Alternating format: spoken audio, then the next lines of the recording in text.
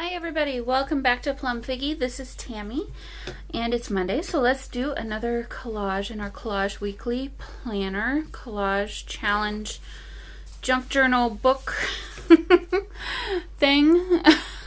So I don't even know what week it is. So this was week 1, week 2, and then week 3. Making sure you guys are in frame. Okay, week 3. And then this was last week's, week 4. So we're on week 5. Wow. Week 5 already, guys. It's kind of amazing how fast the month has gone. Okay, so here's our list of prompts for this week. So we've got something maroon, a repeating pattern found in nature, an eating or cooking utensil such as a spoon, something hung on a wall, a doodle, and then bonus typewriter text.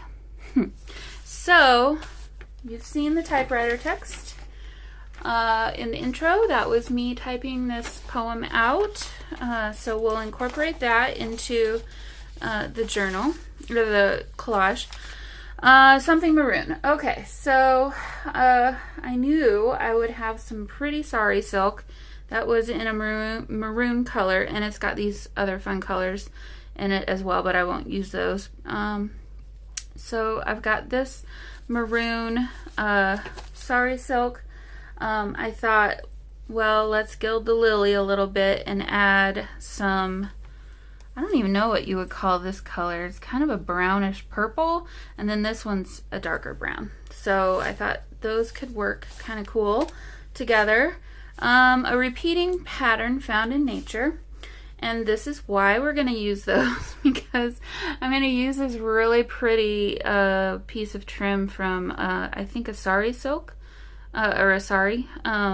So we'll use that. That's my repeating pattern found in nature. An eating or cooking utensil such as a spoon. I'm not going to do this one. It's not going to make any sense for anything. So we're just not going to do that one this week. Do the bonus instead. Something hung on a wall. Well, I thought a portrait of a lady would probably be hung on a wall. So this is from a book that I have on, what's the medium? Chalk drawings? Charcoal drawings? Not charcoal. Anyway, it's an art book from, it's a thing from one of my art books. A doodle, I will doodle something, and then bonus typewriter text. So I also pulled in, and I'm not sure if I'm going to use it, but I thought she needs a frame, right? So what do I have that might be kind of like a cool frame? This is some fabric that I've got, that I've had, and I thought, well, maybe we could use this as kind of a nice frame for her, potentially. I mean, I think that's pretty cool. The only thing is, I'm not sure how that's going to work with this, and so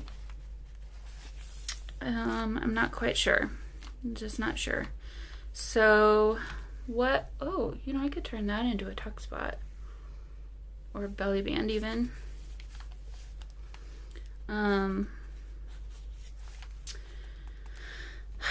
Because I'll have to, well, I don't know. I was thinking I could probably still turn this into a tuck spot or something. Oh, I don't like that at all. Well, either way. I like that, but then I'm not sure how to incorporate this sari silk. Well, this is maroon. That is maroon. Maybe I abandon this and save it for another time and find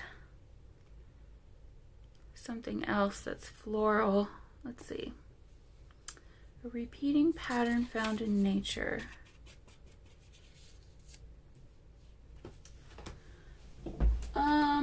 Well,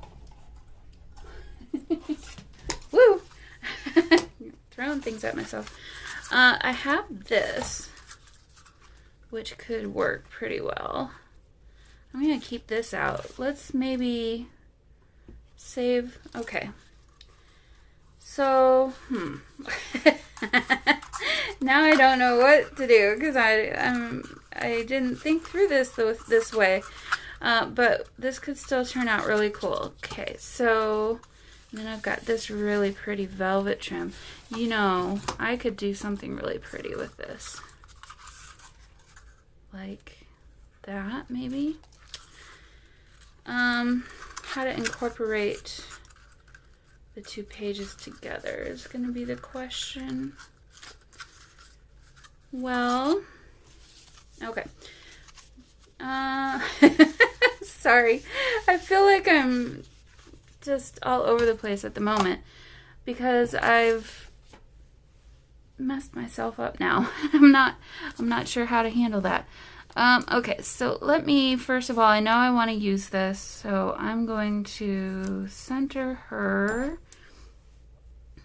We need to trim this about there.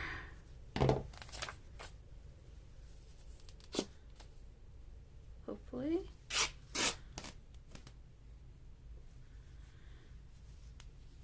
And then trim off some more. Actually, maybe we want her on this side of the page because she's looking that direction. I think that would be a better idea.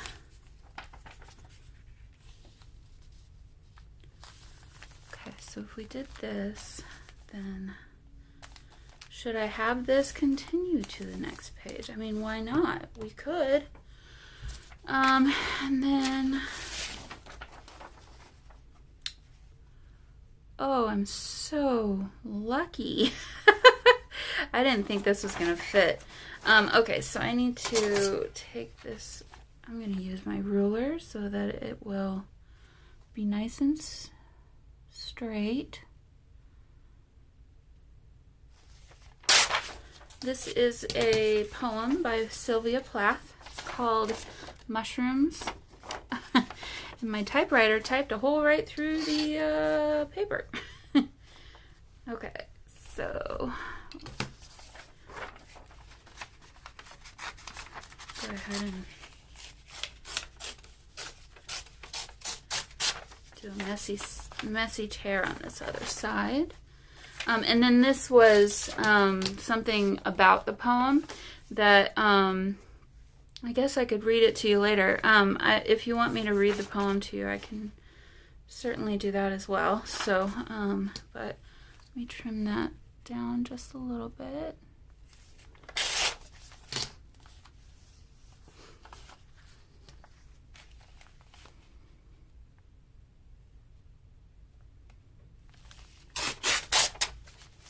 Okay. So, make sure I've got what I need. I feel like I don't. So I've got something maroon, a repeating pattern found in nature. We don't have that yet. An eating or cooking utensil such as a spoon. I don't have that yet. Something hung on a wall. Her. And then a doodle, which I'll draw something. Maybe a mushroom. Or mushrooms. Okay. Pull this up. I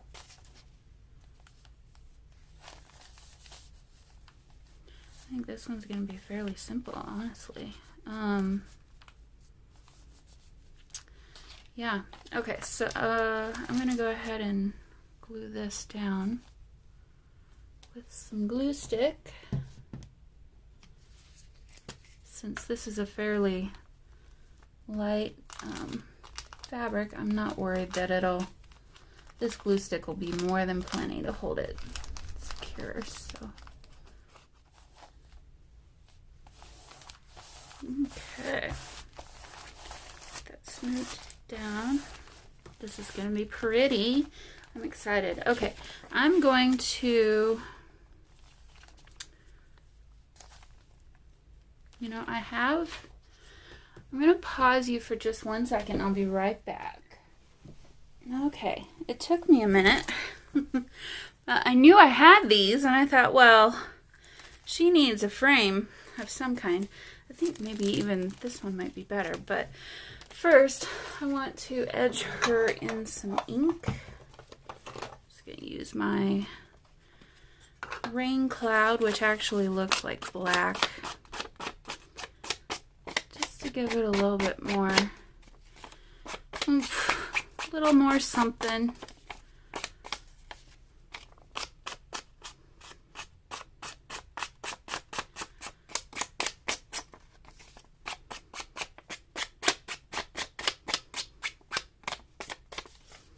Okay.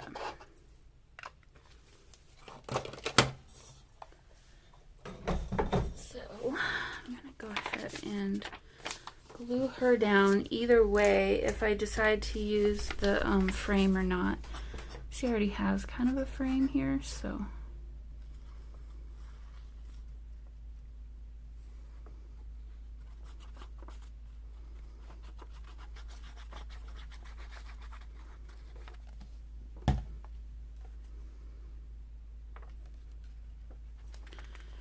Okay, try and get this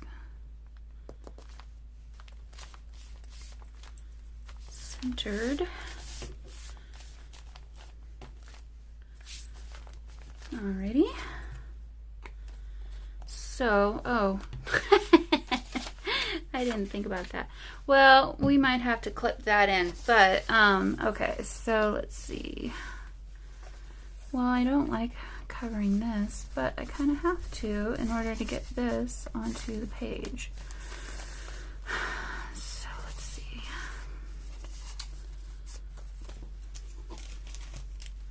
Let me take this out and see what it will look like. I might just make up my own thing this week.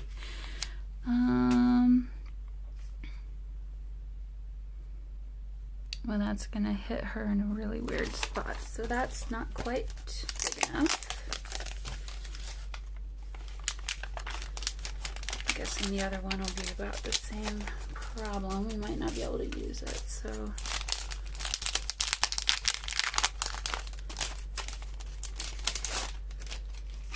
But you can't say I didn't try. Okay, so this one, oh.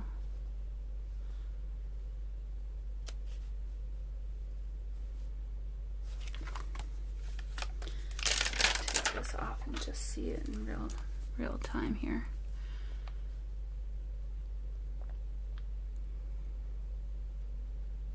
Well, I like that. Yep, let's do that. Okay. So let's very carefully scooch it just a little taller than it's supposed to, or up a little bit, so that her head doesn't get chopped off as much. It's a little snug, but I think it'll be fine. It's really pretty. Okay. We have very contrasting themes here. But, okay, so this maybe then will sit here, and then I could do my, what am I doing? Doodle. A repeating pattern found in nature.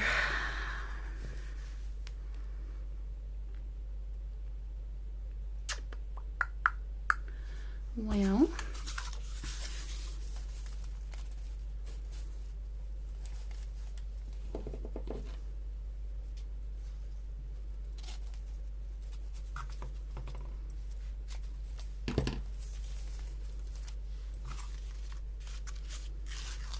this could become a belly band, like I said. And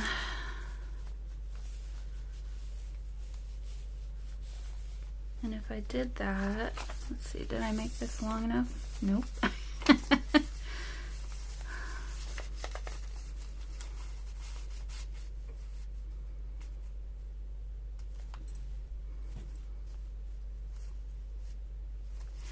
Yeah, I like that idea. So I'm gonna trim another one, but going the full height of the page.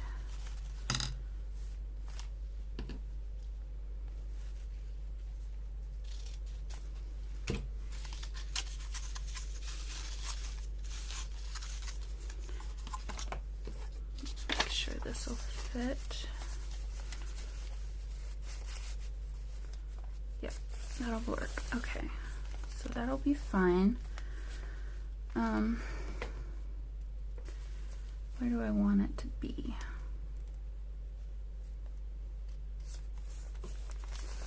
If I put it here, it really hides that thing. If I put it here, don't have enough.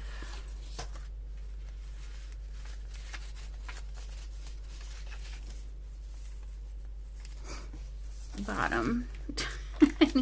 I need more bottom. If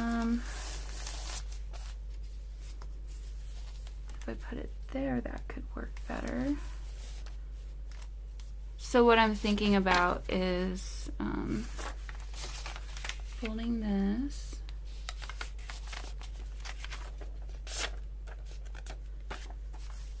And I don't know. I'm just making this up right now at the moment, but folding this and sticking that behind there, and then this could also go behind that and kind of cover it, and then do my little doodle here with my vine going up this.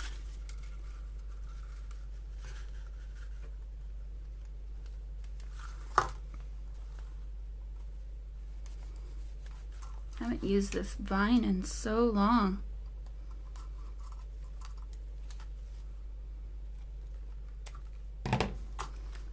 Okay.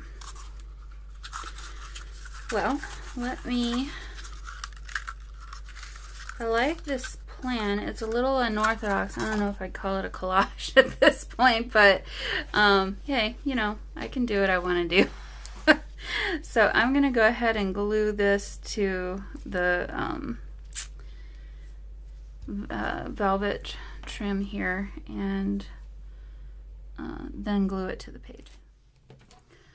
Alrighty, so I've got that glued down. I've taken this out of it for the minute, but this will go ahead and sit in here like this, and this as well, like that. So I think that'll look good. I haven't tried to shut the, yeah, I think it'll be fine. It's definitely different, isn't it? But I like that when you take these out, you can kind of still see what else is happening. I feel like this is crooked. It's because it is. Okay, that's better. Okay, so, okay, now the scary part. I think I'm going to try and draw some mushrooms. So, I don't know. I need to find a picture of mushrooms. So, hold on. I'll just put this on fast forward because it's going to take me a minute.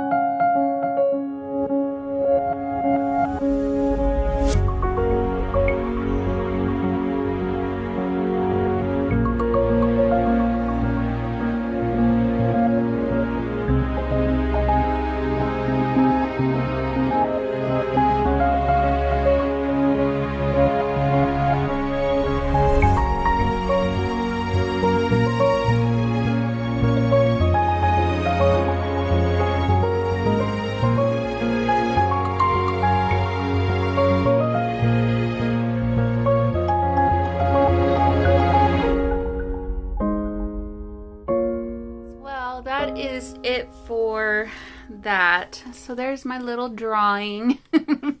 I added some all pencil in black, and then went around it with a water brush in the end, and I think that kind of helped it out. So let's see, how do I think I'll just take my picture with it like this, and then that way you can kind of see pretty much everything. Okay, well, I will go ahead and read through the poem, and then this little extra thing about the poem that I found now, if you want to stick around and listen to that. Otherwise, thank you for coming along with me this week on this little collage weekly challenge. It was a little different this week than usual, but I hope you have fun. I know I enjoyed myself, and yeah, so I'll see you all in the next one. Bye. So here's the poem. Let me read it. I didn't type it 100% exactly correct, but it's Mushrooms by Sylvia Plath. Overnight, very whitely, discreetly, very quietly, our toes, our noses take hold on the loam, acquire the air. Nobody sees us, stops us, betrays us. The small grains make room. Soft fists insist on having the needles, the leafy bedding. Even the paving, our hammers, our rams, earless and eyeless. Perfectly voiceless, widen the crannies, shoulder through the holes. We diet on water, on crumbs of shadow, bland-mannered, asking little or nothing. So many of us, so many of us. We are shelves, we are tables, we are meek, we are edible. Nudgers and shovers, in spite of ourselves, our kind multiplies. We shall by morning inherit the earth, our foot's in the door. So that's the poem, and you might be wondering, well, what does that have to do with this portrait of a lady? And here's why it does. So I am not well read enough to know much about Sylvia Plath. I'm not one to read a lot of poetry. It's not really something that I've gotten into a whole lot yet, but I did a Google search for poems about women, or poems about a woman, and this was one of them that came up, and I don't know, it just kind of resonated with me. So this was along with the poem. It's called, this is the interpretation by Daljit Nagra. I don't know who that person is, but let me just read this to you if you don't want to, or if you don't care, it's fine. But that's why I put it at the end. So, the deliberate rhythm of the poem reflects the gradual movement of the mushrooms. The opening 4 lines have non-stressed endings, so we are gently moved forwards, so at a faster pace. The internal rhythms are frequent, acquire the air, to heighten the sneaky mood. Each small verse reflects the subject. When I first read Mushrooms, I assumed it was really about immigrants making their way into a country. Hence, nobody sees us because of their movement by night, or we diet on water, which suggests their impoverished state. The choice of vegetable is witty, as these people are a mush in the cabins through which they travel and the places they will have to secretly live in. Plath herself is an immigrant to Britain, but it doesn't matter if she did or didn't mean this. The point is that mushrooms seem metaphorical for example, women's rights and many other issues regarding the powerful and the powerless. So, I don't know, I thought it was kind of introspective and really interesting. And yeah, I had found this picture and I thought she looked introspective and interesting, and so I thought, well, let's find something that will go with her nicely, and I think this is a nice pairing.